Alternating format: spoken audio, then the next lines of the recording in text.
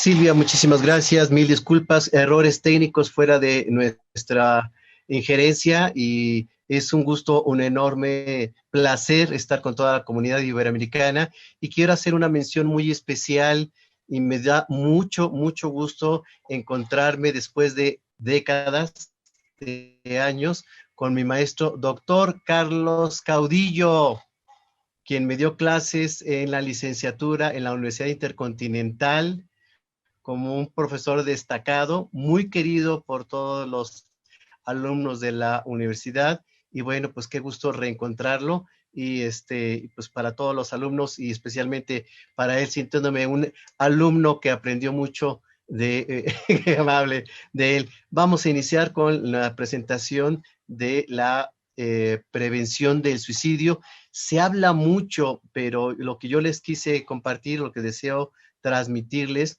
es también basado en 30 años que he estado realizando de trabajo, viendo pacientes, haciendo investigación, escribiendo artículos y sobre todo empapándome de muchos, muchos colegas suicidólogos de Hispanoamérica para ir conociendo cada vez más el fenómeno del suicidio. Es un fenómeno muy, muy complejo. Créanme que todos los días aprendo, pero sobre todo de los pacientes.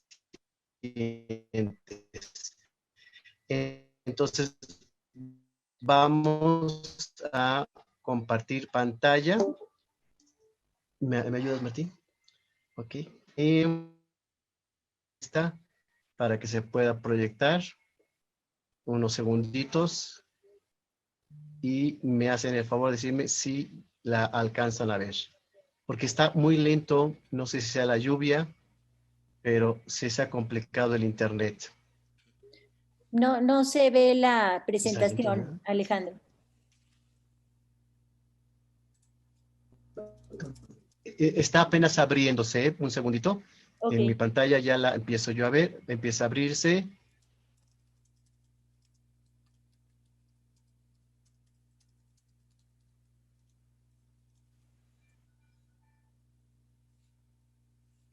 Excelente. Ahora sí la veo, pero creo que ustedes no, ¿verdad?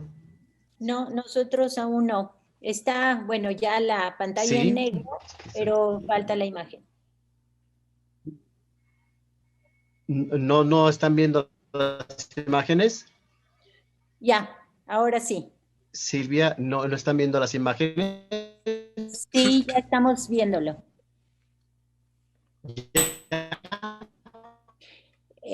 No sé si quieras, Excelente. Pues iniciamos con muchísimo gusto.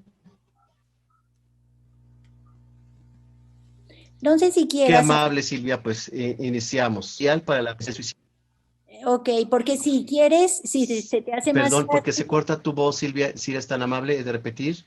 sí, que yo tengo acá tu presentación. Si quieres que yo comparta mi pantalla y ahorrar de tu internet para que no se corte tu voz, Ahí o estamos. ahí estamos, exacto. Ok, La puedo yo ir guiando sin problema, Silvia. perfecto. Ok, adelante.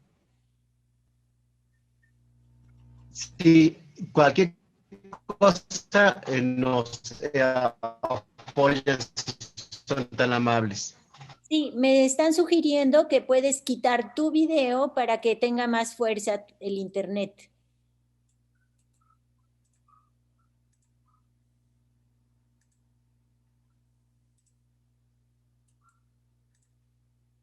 Oh, oh.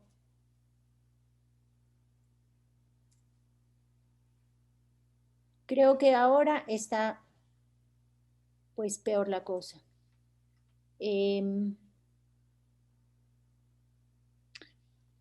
bueno, vamos a esperar a que se conecte. Yo acá tengo su presentación, entonces es probable que si utilizamos el internet que yo tengo, pues él se pueda ahorrar justamente pues esta energía.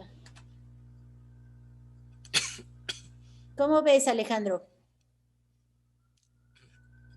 Alejandro, ¿nos escuchas? Tienes tu micrófono apagado. Si nos escuchas, si gustas, abre tu micrófono. Ya. Ahora sí, perdón. Sí. Decía Silvia que si Ya les gustas, escucho ella va... perfectamente bien. Es que nuevamente me sacó. Decía Sí, Silvia que si gustas, ella puede ir presentando las láminas, Yo cierro aquí la la presentación, presentación para y que tú le vas nos diciendo proyecte cuándo va a través cambiando. de Silvia. bueno, déjame ver cómo compartir pantalla y Share screen. Qué mal.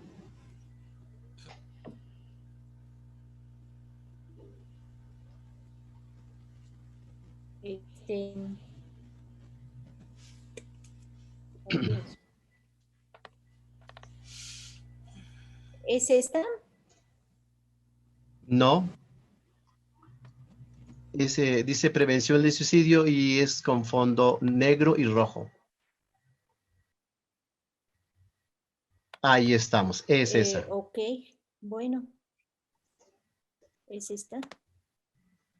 Bueno,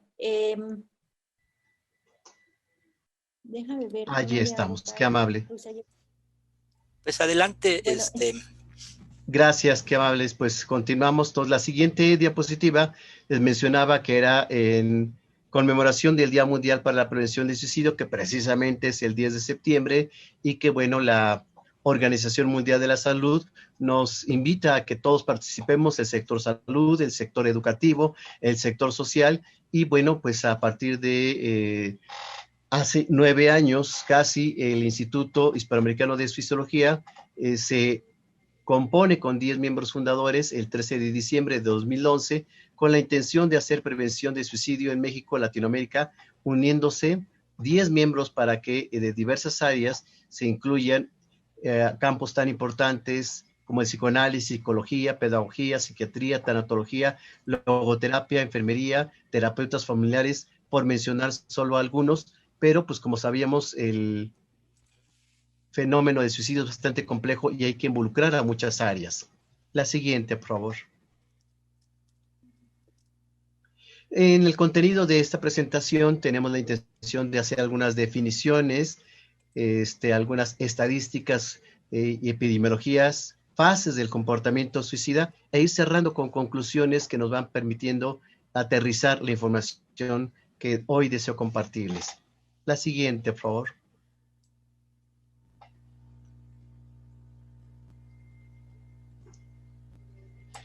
Sabemos que el estudio de la adolescencia, bueno, pues es un estudio de hace muchos, muchos años, generalmente en 1904, a través de Stanley Hyde, perdón. Él hace una investigación sobre la adolescencia. El doctor Sigmund Freud hace su postura sobre la teoría sexual en 1905 y pues surge allí el interés por el conocimiento de la pubertad, la adolescencia y toda la etapa juvenil. Recordemos que la adolescencia pues es cultural. Había momentos, etapas, culturas en donde la adolescencia no existía y se pasaba de la infancia a la adultez. La siguiente, por favor. Hay muchas, muchas definiciones de adolescentes. A mí esta me gusta porque se me hace más cercana precisamente a los jóvenes, en donde hay amor, hay dolor, hay odio, locura, experiencias que se viven, sonrisas, caídas, enseñanzas, necesidades, celos, alegrías. Esto es lo que vive, lo que atraviesa, lo que siente y conoce el adolescente en esta etapa tan importante de la vida. La siguiente, por favor. Pero tengo que compartirles la definición de suicidio y que esta palabra proviene de las raíces latinas sui, asimismo, y cadere, que significa matar, siendo pues, obviamente la definición la acción de matarse a sí mismo. La siguiente. Las estadísticas normalmente no están muy cercanas, sobre todo hablando de suicidio, son aproximaciones que tenemos a través del INEGI, quien nos informa anualmente cómo está la situación de suicidios y de suicidios consumados.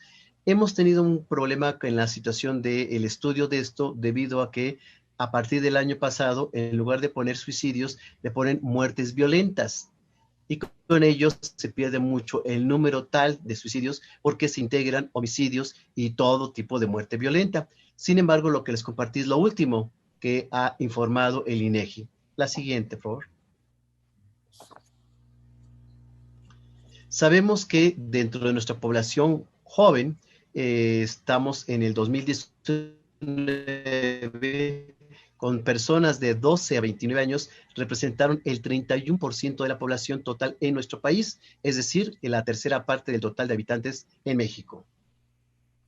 Para el 2000, la edad media de la población se encontraba en los 22 años y ya para el 2000 ha incrementado, que generalmente vemos de los 26 años hasta los 29 años en el 2018. Es decir, se ha ido agrandando lo que es la adolescencia. La siguiente, por favor.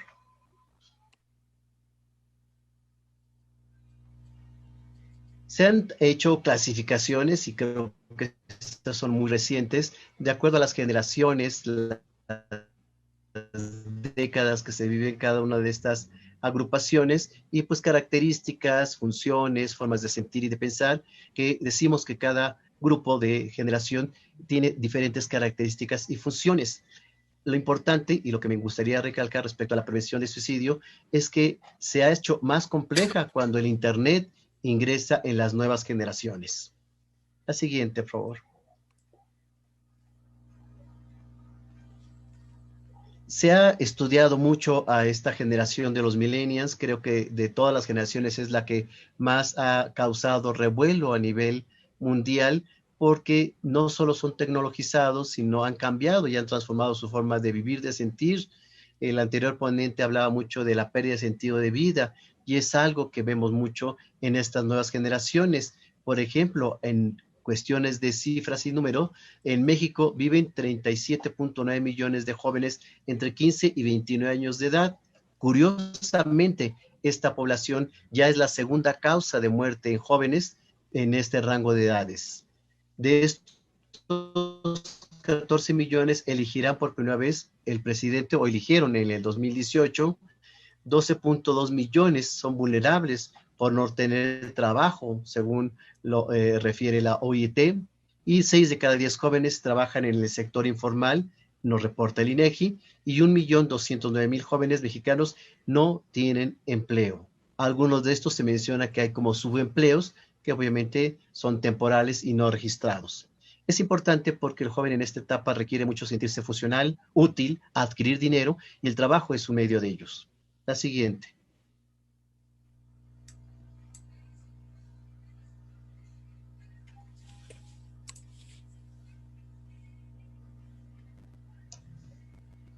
Por favor.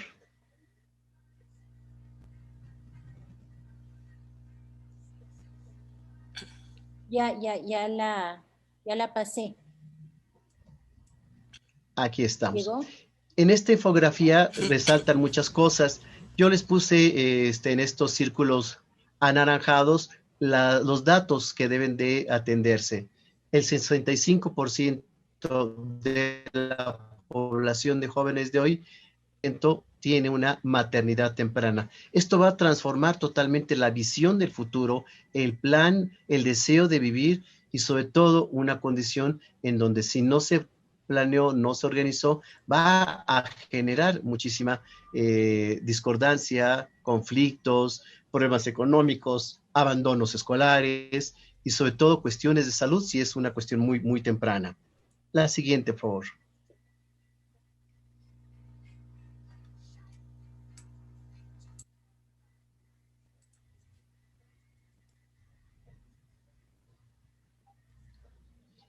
Tendríamos que ver cuáles son los verdaderos problemas del adolescente. Aquí les quiero compartir que normalmente cuando los papás llegan a consulta con nosotros, nos informan exactamente cuál es la necesidad y el deseo del papá de la atención de consulta, que a veces no concuerda con lo que el mismo adolescente nos confiesa de por qué desea acudir a consulta. Mientras los papás hablan pues de trastornos de conducta, de bajo rendimiento escolar, de rebeldía, adicciones, etcétera, el adolescente nos dice, tengo problemas emocionales, tengo problemas de pareja, tengo unas cuestiones de adicciones, sobre todo al internet, o trastornos alimenticios como la anorexia y la bulimia. Algunos sí nos explican y nos abren su corazón mencionándonos las ideas suicidas. y otros más consideran que el alcohol y drogas, más que ser un problema personal, es un problema social. Incluimos también problemas de depresión y aislamiento que estén con pandillas o en situaciones rebeldes, con conflictos de autoridad, que se sientan inseguros en las relaciones sociales o no sientan que saben socializar adecuadamente, que empiecen o inicien su vida sexual sin protección, sobre todo lo más común, y sobre todo que tengan estas actitudes temerarias que desde la suicidología le llamamos conductas autodestructivas por el riesgo en el que exponen su integridad y su salud. La siguiente, por favor.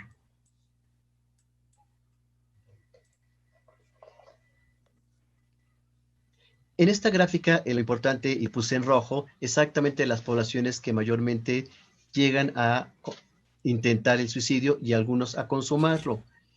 Más mujeres que hombres, y generalmente esto tiene que ver con el método, más el método de la mujer es menos letal, el del hombre es mucho más fuerte, usando arma de fuego, ahorcándose, tirándose de un precipicio, y la mujer no, la mujer generalmente yo he mencionado que a veces es vanidosa hasta en la muerte, entonces no quieren verse feas y generalmente sus métodos son menos drásticos en la cuestión física, toman pastillas o se cortan las venas, y de esta forma es más rescatable la mujer cuando intenta quitarse la vida.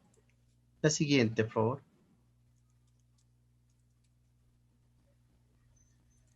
Se ha hablado a nivel mundial de cuáles serían realmente los problemas de la juventud. Hay un día para los jóvenes, que es el 11 de julio, y generalmente hablan de las situaciones amorosas, económicas, sociales, pocas oportunidades de empleo y una serie de situaciones en donde sienten que no están pudiendo enfrentar ni resolver, que no está en sus manos. Esto es importante porque lleva a una sensación de desesperanza, característica que encontramos en la mayoría de los pacientes suicidas. La siguiente, por favor.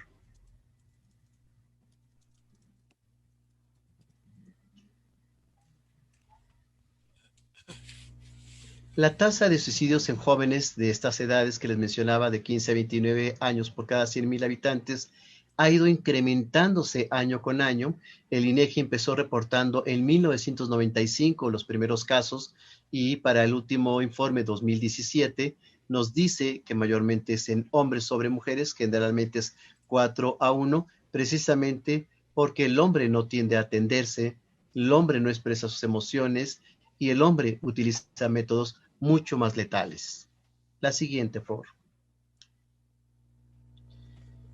Cuando exploramos, investigamos, hacemos estadísticas, tenemos una congruencia con respecto a lo que informa el INEGI y es en cuáles son los motivos cuando mayormente un adolescente decide quitarse la vida, y nos menciona 3.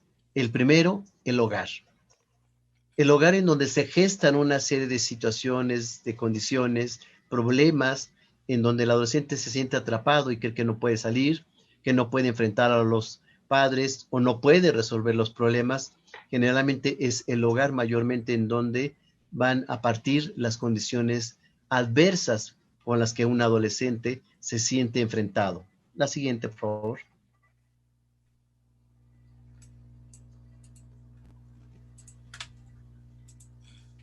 Con los datos estadísticos nos ayuda a entender la población exactamente más vulnerable, y generalmente las mujeres presentan tasas superiores de ideación suicida y de comportamientos suicidas, excepto suicidios consumados, más los varones.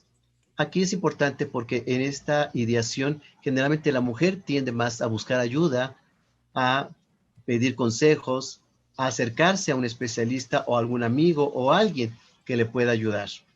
La siguiente. La tasa de suicidios consumados es 3 veces mayor en hombres. Es a veces mucho más difícil detectar en hombres porque lo calla, pero la conducta no verbal, estas conductas paraverbales, nos pueden estar identificando exactamente que alguien está pensando en quitarse la vida. Entonces hay que hacer como una lectura, no solo de lo que dice, sino de lo que actúa. La siguiente, por favor. Entre los jóvenes de 15 a 24 años de edad, el suicidio ya se ha convertido en la segunda causa de muerte después de los accidentes.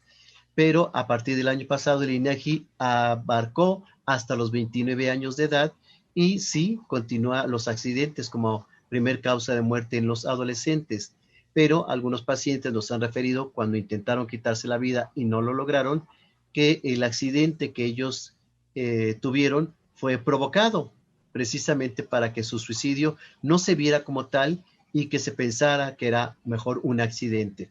Es decir, son accidentes camuflajeados, escondiendo una ideación y una intención suicida. La siguiente, por favor. Con respecto a las estadísticas en México de suicidio juvenil, se tiene una tasa alrededor de 4 suicidios por 100,000 habitantes. De 1970 hasta el 2007 se incrementó más del 270%. ¿Por qué este dato nos debe impactar? Porque ninguna enfermedad ha crecido tanto, ni el cáncer, ni el VIH-Sida, inclusive las enfermedades degenerativas. Nada ha crecido tanto en tan poco tiempo como es el número de suicidios. Sabemos y repetimos que es la tercera causa de edad, de suicidios en las edades de 15 a 21 años de edad, y 3.321.000 jóvenes entre los 12 y 29 años de edad manifestaron por lo menos haber tenido una ideación suicida. Hemos podido hacer un trabajo en toda la República Mexicana y curiosamente de los 32 estados que tenemos, encontramos en los extremos, estamos hablando de los estados del norte y de los estados del sur, donde mayormente se está dando esta ideación intento suicida. Chihuahua ocupa el primer lugar ya por 3 años consecutivos, especialmente en la ciudad de Ciudad Juárez, en donde hicimos una investigación con 52 escuelas secundarias y preparatorias, y más del 80% de los estudiantes que fueron encuestados manifestaron ideaciones suicidas. Es muy alto, por ello la necesidad de lo que estamos haciendo y trabajando hoy, que es prevención de suicidio y es conocer un fenómeno. La gente me dice, ¿qué es lo que podemos hacer? Y yo siempre les digo, investigar. Antes de abordar, antes de atender, antes de tomar acciones frente a la prevención de suicidio, hay que investigar la población. Son muchos Méxicos, son muchos estados, muchas condiciones, y si esto se hace adecuadamente, seremos más acertados en la atención. Pero primeramente, investigar. La siguiente, por favor.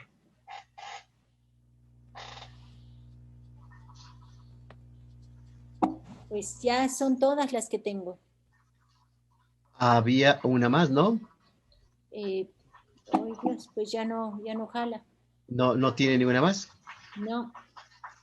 Es que eran 30, no sé en qué número de diapositiva vamos. A veces al convertirse en PDF se cortan un poco. Ya, con razón, seguramente hubo un corte allí. No hay ningún problema. Estamos en la 20. Está, bueno, ya Ya se pudo. Pero ya no está en pantalla completa. A ver, déjame ver si... Ahí se lee bien. Yo la veo bien, ¿eh? Ok. Así ya puedo acceder al chat también. Excelente. Qué amables, muchas gracias. Pues efectivamente, hablando un poco de epidemiología, podemos ir conociendo, identificando qué hay detrás de la intención y de la ideación suicida. A ver si podemos ver la siguiente.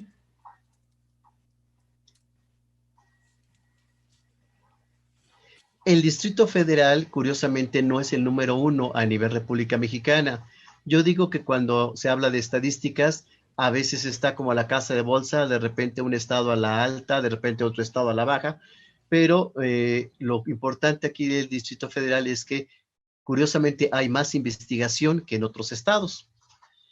El Distrito Federal es un estado que tiene muchísimas variaciones con respecto a la cuestión económica, la cuestión social, la cuestión ideológica. Es un centro donde convergen muchas personalidades, muchas condiciones de vida, es decir, afloran las condiciones para hacer la investigación, a diferencia de algunos estados donde las poblaciones indígenas son las que mayormente hay que investigar porque son las que menos se trabaja o menos se estudia, más se estudia en las poblaciones urbanas que en las poblaciones no urbanas. Entonces, por ello, el Distrito Federal tiene, diríamos, como más datos o más números respecto al suicidio. La siguiente.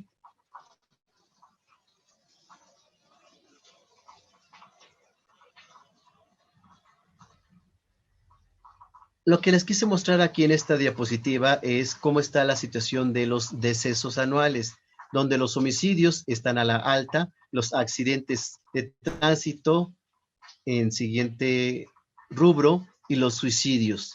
Sin embargo, sabemos que muchos datos no se registran. ¿Qué pasa con estos números? Generalmente el INEGI para recibir los números en suicidios es a través del Ministerio Público, es a través del Servicio Médico Forense y de los hospitales. Pero si no llegan a cualquiera de estos tres lugares, difícilmente se cuantifican. Y a algunos que sí llegan, por ejemplo, como los hospitales, se les pide cambien el motivo de muerte por varias razones. Alguna vergüenza, otras culpa, algunas más tiene que ver con la cuestión del seguro de vida, que no cubre el suicidio. Y entonces, en el cambio del motivo de muerte, pues se van perdiendo mucho de los números reales con respecto al suicidio. La siguiente, por favor.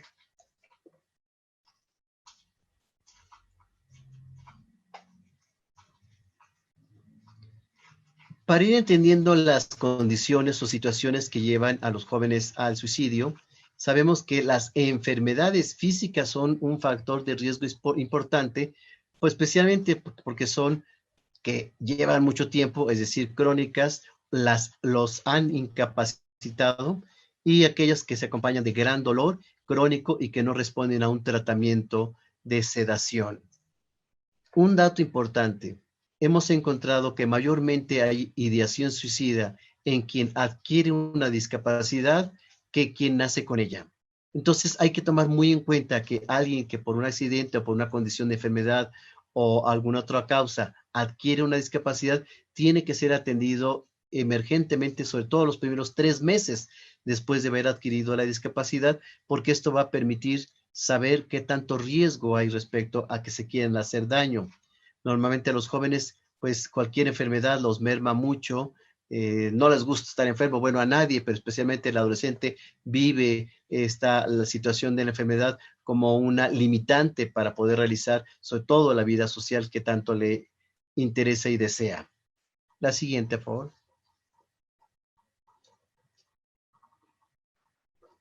Algunas enfermedades asociadas, sobre todo de tipo mental, y esto lo vemos en los manuales del ICD-10, del DSM-5, en donde las cuestiones del estado de ánimo son las principales causas. ¿Qué encontramos? Depresión. Y créanme, es todo un tema,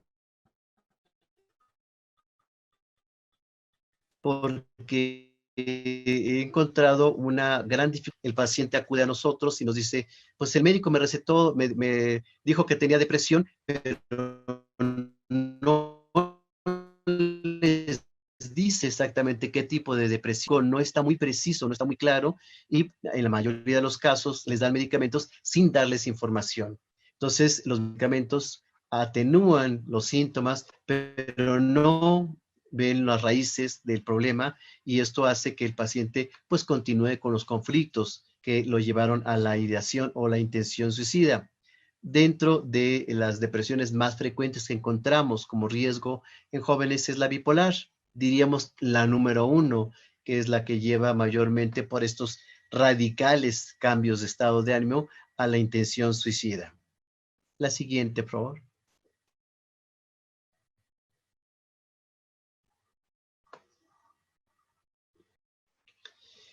Con respecto a las adicciones, bueno, pues dirán, Alejandro dice que también es todo un tema, pero es la realidad. De adicciones podríamos hablar muchísimas horas. Lo que sí sabemos que hasta el 25% de los pacientes con dependencia al alcohol y otras toxicomanías se suicidan. Y esto tiene que ver también con conductas autodestructivas, con la poca conciencia de lo que hace la sustancia en su organismo, y en algunos casos el exceso de consumo, la abstinencia como factores que acompañan a estas condiciones del deseo de quitarse la vida. Entonces, alguien que está en el camino de las adicciones o que está en un estado ya de adicción instaurado, por supuesto que requiere una atención, no solo desde el punto de vista de la farmacodependencia, sino también en el riesgo suicida. La siguiente, por favor.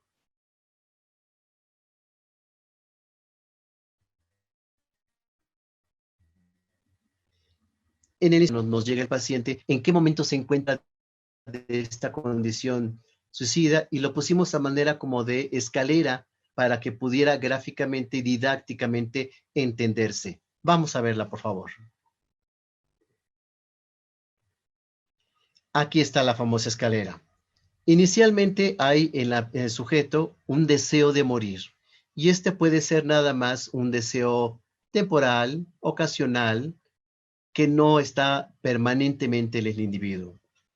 Cuando hablamos de ideación suicida, aquí esta idea ya tiene un concepto claro de muerte, ya se piensa que la muerte es una opción. El siguiente paso, el siguiente escalón, ya es el preocupante, porque haya una planeación.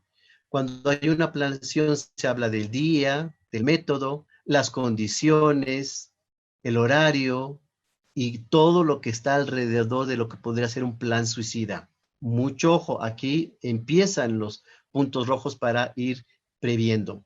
Ya con el intento suicida puede venir, obviamente, en un intento frustrado, que de todas formas el paciente requiere una terapia, o el suicidio consumado. Cuando se da el suicidio consumado, el trabajo que hacemos es con los familiares y ese trabajo le llamamos posvención. Es todo un trabajo suicidológico y tanatológico que permite que las familias se les acompañe, se les ayude, se les enseñe, se trabaje las condiciones adversas que dejó el suicida, como el por qué o esta condición que lleva a mucha culpa de la acción o la omisión que tuvieron los familiares de alguien que ya decidió quitarse la vida. Entonces, repito, tanto en el intento frustrado como en el intento consumado, hay necesidad de hacer un trabajo con el paciente si sobrevivió y con la familia o el entorno cuando no sobrevive el paciente. La siguiente, por favor. Dentro de las fases del proceso suicida, cuando se habla de este deseo de morir, mucho ojo, necesitamos escuchar al paciente y cómo está ese deseo. Aquí les pongo yo que generalmente representa la inconformidad e insatisfacción del sujeto, pero si está en la adolescencia, sabemos que es también parte de. Entonces, el sujeto puede decirnos, la vida no merece la pena vivir. ¿Para qué vivir de esa manera? Lo mejor es estar muerto. ¿O para qué estoy en este mundo? ¿O para qué me trajeron? Una serie de reclamos que tiene más que ver con un estado depresivo. Insisto, que se les habla mucho a los pacientes que es temporal y se puede atender. La depresión es una enfermedad curable. La siguiente, por favor. Vamos a ir concluyendo y creo que estos puntos sí pueden concientizarnos respecto a lo complejo que es el suicidio, a entenderlo más que juzgarlo, criticarlo, opinar y prevenirlo porque, insisto, siempre la información es prevención. Partiendo de que el suicidio no es una condición patológica primaria, entendiendo que se debe entender al suicida desde una óptica integral.